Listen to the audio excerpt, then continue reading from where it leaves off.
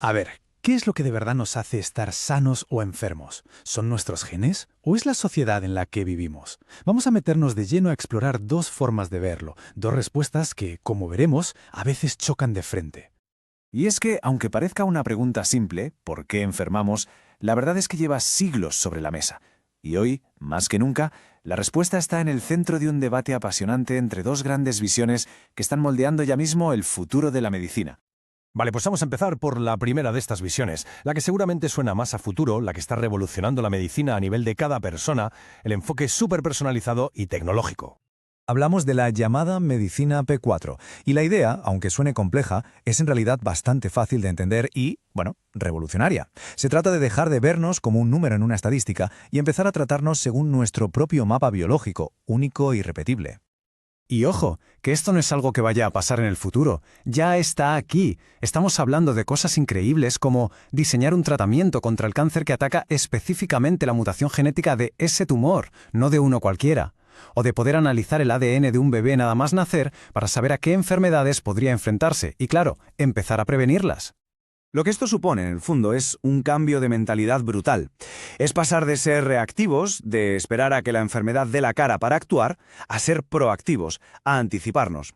Y nuestra guía para hacerlo es nuestro propio código genético.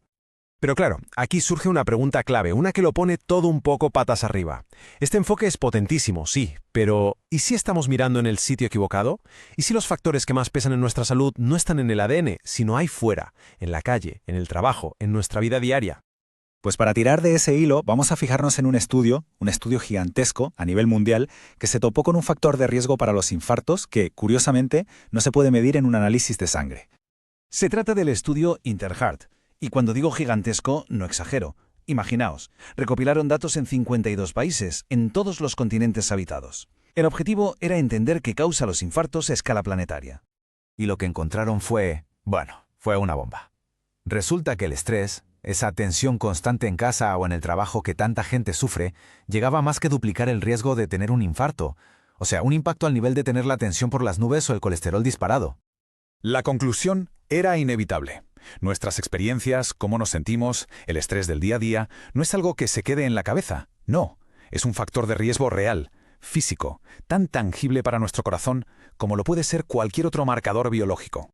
Claro, este descubrimiento nos obliga a replantearnos las cosas. Si una de las grandes causas de enfermedad está fuera de nuestro cuerpo, ¿cómo encajamos eso? Necesitamos una nueva forma de pensar, un nuevo marco teórico para entenderlo. Y aquí es donde la figura de un epidemiólogo, Geoffrey Rose, se vuelve fundamental. Su trabajo es una pieza clave para entender esa tensión de la que hablábamos entre las dos grandes visiones de la salud. Ross hizo una distinción que es súper importante. Por un lado está la estrategia de alto riesgo. Se centra en la persona que ya tiene un problema, por ejemplo, darle una pastilla para el colesterol. Y por otro, la estrategia poblacional. En lugar de ir uno por uno, cambia el entorno para todo el mundo. Por ejemplo, conseguir que la comida en los supermercados sea más sana para todos. Esta idea de Rose fue como abrir una puerta. A partir de ahí empezaron a surgir teorías mucho más amplias que se meten de lleno a investigar esa conexión profunda entre la sociedad en la que vivimos y la respuesta de nuestro propio cuerpo. Por ejemplo, tenemos la teoría ecosocial. Es fascinante porque lo que intenta explicar es cómo las desigualdades, la pobreza, la discriminación, cómo todo eso literalmente se nos mete bajo la piel. Cómo con el paso del tiempo, esas experiencias sociales se acaban convirtiendo en cambios biológicos que nos hacen enfermar. Y esto no es nuevo, ¿eh? En Latinoamérica, por ejemplo, corrientes como la salud colectiva llevan décadas defendiendo una idea que, en su momento, fue radical, que la salud no es un asunto individual, no es solo no estar enfermo. Es mucho más. Es un derecho, un resultado directo de la justicia social, de la economía y de las decisiones políticas que afectan a toda una comunidad. Vale, la teoría está muy bien, pero ¿cómo se lleva esto a la práctica? Si los factores sociales son tan cruciales, ¿cómo hace una gran organización de salud para decidir a qué le da prioridad? Pues tenemos un ejemplo buenísimo de la Organización Panamericana de la Salud, la OPS. Vamos a ver cómo enfocaron ellos el dilema de decidir qué problemas de salud eran los más urgentes. Lo que hicieron fue algo bastante valiente, la verdad. Cogieron una fórmula matemática, un método estándar que se usaba para establecer prioridades, y le metieron una variable nueva que lo cambió todo: la inequidad. ¿Y esto qué significa? Pues que a la hora de decidir dónde poner el dinero y los esfuerzos, ya no solo se mira cuánta gente afecta a una enfermedad o lo grave que es. Ahora también se preguntan, ¿esta enfermedad afecta más a los pobres que a los ricos? ¿A un grupo social más que a otro? De repente, la justicia social, lo que es justo y evitable, se convirtió en un número más en la ecuación. Muy bien, pues demos un paso atrás. Hemos visto dos mundos, dos formas de entender la salud. ¿Cómo encajan? ¿Qué hacemos con estas dos visiones en pleno siglo XXI? Por un lado, tenemos esa promesa increíble de la medicina personalizada, la idea de poder mirar nuestro propio ADN y anticiparnos a las enfermedades.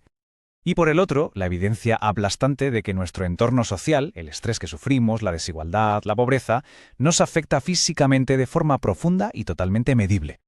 Y todo esto nos lleva a la pregunta del millón, la que va a definir el futuro de la salud. Para tener un futuro más sano, ¿dónde ponemos el foco y los recursos? ¿En descifrar hasta el último secreto de nuestro ADN o en rediseñar las sociedades para que sean más justas y saludables para todos? Quizás, solo quizás, la respuesta no sea tener que elegir.